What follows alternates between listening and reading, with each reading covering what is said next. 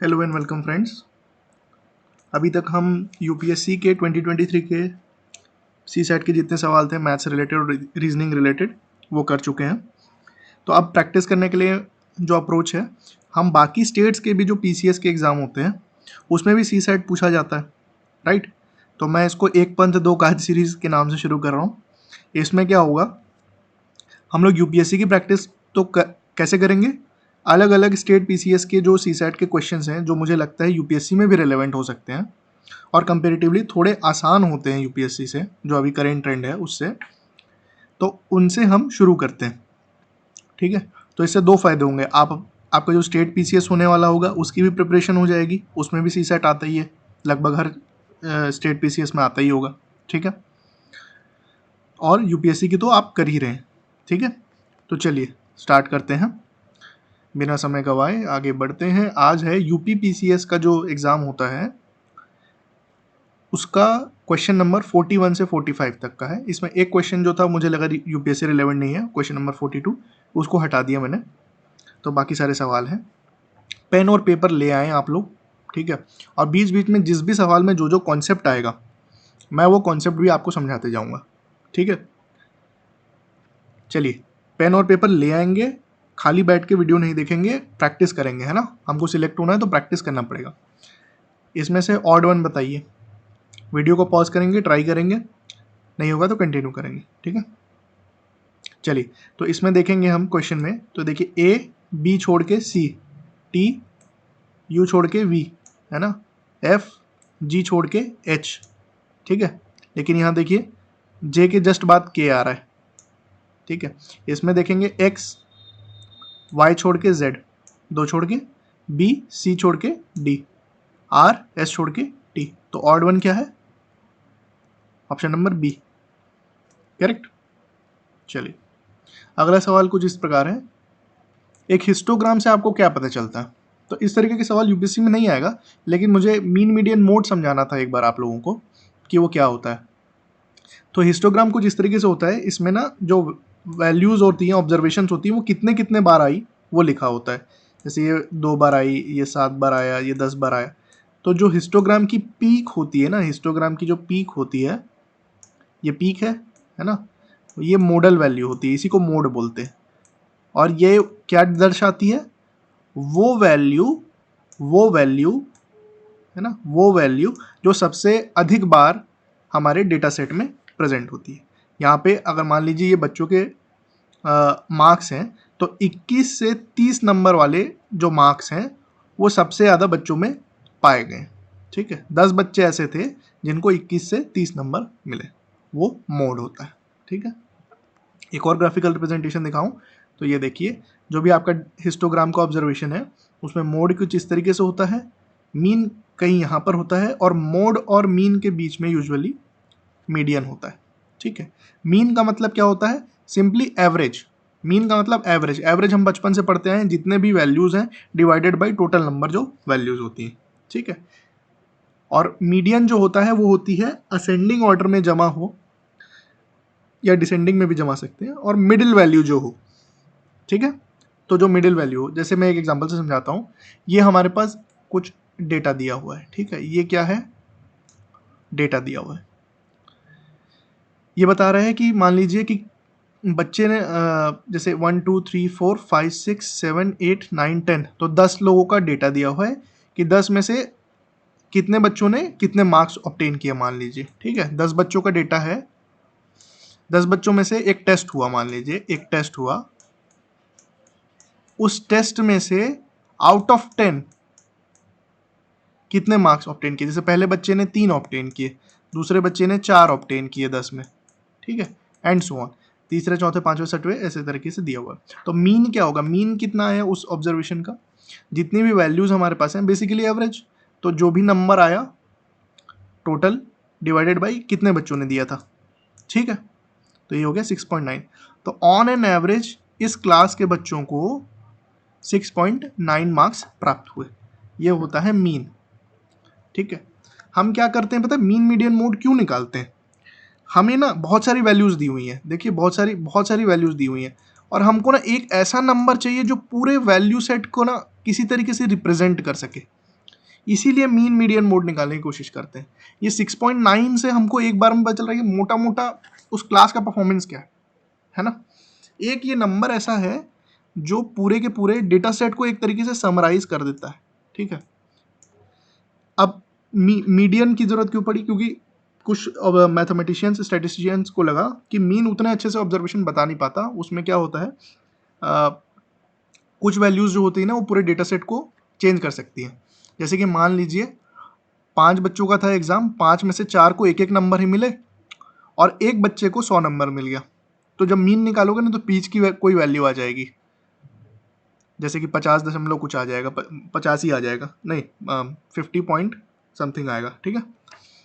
तो उस समय तो यार वो नंबर रिप्रेजेंट नहीं कर रहा ना, जैसे ये ऐसे करके किसी को मार्क्स मिले, निकाल लेते ना, तो ये क्या हो गया, 5 बच्चे हैं और मार्क्स कितने हैं 104, ठीक है। टोटल मार्क्स 104 डिवाइडेड बाई 5 बच्चे, तो ये क्या बोलेगा पता है, एवरेज कितना आया, मैं पहले बहुत ही ऑफ था, ठीक है।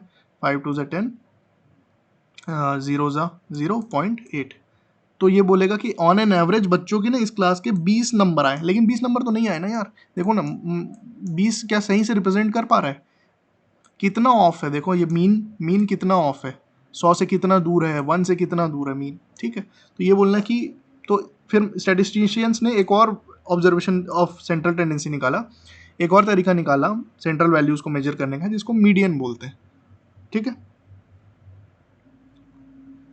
तो मीडियन क्या होता है, जितनी भी वैल्यूज हैं उनको असेंडिंग ऑर्डर में आप जमा लीजिए, जो भी आपके पास वैल्यूज हैं उनको असेंडिंग ऑर्डर में आपने जमा लिया, ठीक है, यहाँ पे पहले से जमा हुआ है, और उसमें से जो मिडिल वैल्यू होगी ना वो ले लीजिए, तो वो मीडियन होगा। अब इसमें तो यार इवन टर्म्स है, 1 2 3 4 5 6 7 8 9 10, तो फिफ्थ टर्म और सिक्स्थ टर्म का जो एवरेज होगा वो मीडियन होगा, तो 7 + 7/2 7 ही आ गया यहाँ पे, ठीक है। तो मीडियन क्या होता है, मीडियन होता है असेंडिंग या डिसेंडिंग ऑर्डर में जमे हुए वैल्यूज का मिडिल वैल्यू, ठीक है। और मोड क्या होता है, जो वैल्यू सबसे ज़्यादा बार आई, ठीक है। जैसे इस सिनेरियो में देखते हैं तो मोड क्या हो जाता, 1 हो जाता, क्योंकि 1 4 बार आया। तो मॉडल रिप्रेजेंटेशन में जो स्टैटिस्टिशियंस मोड पे बिलीव करते हैं वो बोलते हैं कि यार 1 सबसे बेस्ट नंबर है to represent this entire class का परफॉर्मेंस, क्योंकि मोस्ट लोगों के वो 1 आए, ठीक है। तो इस डेटा सेट में क्या है, इस डेटा सेट में 2 बार 7 आया, 2 बार 10 आया, तो मोड क्या होगा 7 या 10। आशा करता हूँ मीन मीडियन मोड का आपको कॉन्सेप्ट समझ में आया होगा। मीन मीडियन मोड एक किसी भी बड़े डेटा सेट जिसमें बहुत सारे नंबर्स हैं उनको एक किसी नंबर से अगर रिप्रेजेंट करना चाहे, एक या दो नंबर से, तो उसको करने में हमारी मदद करता है, ठीक है। अब देखिए एक और क्वेश्चन है अपना, क्वेश्चन को पॉज करेंगे, पढ़ेंगे, फिर सॉल्व करने की कोशिश करेंगे। पिछला वाला जो क्वेश्चन था इसका हिस्टोग्राम वाले का, इसका आंसर है मोड, ठीक है। हिस्टोग्राम क्या बताने की कोशिश करता है, मूड, ओके। इस क्वेश्चन को पॉज करेंगे, पढ़ेंगे, फिर सॉल्व करने की कोशिश करेंगे, ठीक है। आशा करता हूँ आप लोगों का आंसर आ गया होगा, नहीं आया तो कोई बात नहीं। ये क्या बोल रहा है, देखिए 11 ऑब्जर्वेशंस है ना, उसको असेंडिंग ऑर्डर में जमाया हुआ है हमने।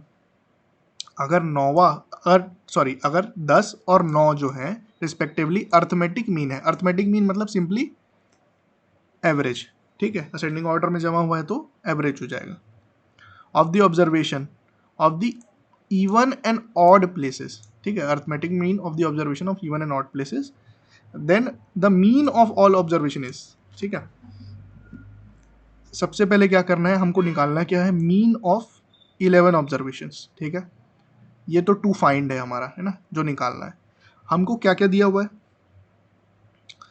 देखिए कुछ इस तरीके से मैं क्या करता एग्जाम हॉल में 1 2 3 4 5 6 7 8 9 10 11 पोजीशंस बना लेता, डैश डैश डैश करके, और नीचे नंबर लिख लेता, ठीक है।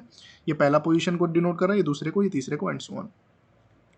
अब क्या करेंगे, अब क्या क्वेश्चन बोल रहा है कि 10 जो है, 10 क्या बता रहा है, अर्थमेटिक मीन है किस चीज का, इवन प्लेसेस का। इवन प्लेसेस कौन कौन सी हैं, 2 4 6 8 और 10, ठीक है।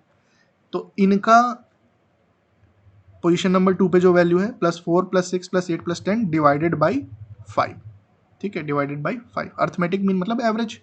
तो इनमें जो भी नंबर रहे होंगे, मान लो 7 5 619 कुछ भी रहा हो, जो भी रहा हो, उन वैल्यूज़ को ऐड करके डिवाइडेड बाय 5 कर देते हैं अगर मान लेते हैं, तो 10 आता है, ऐसा बोल रहा है क्वेश्चन।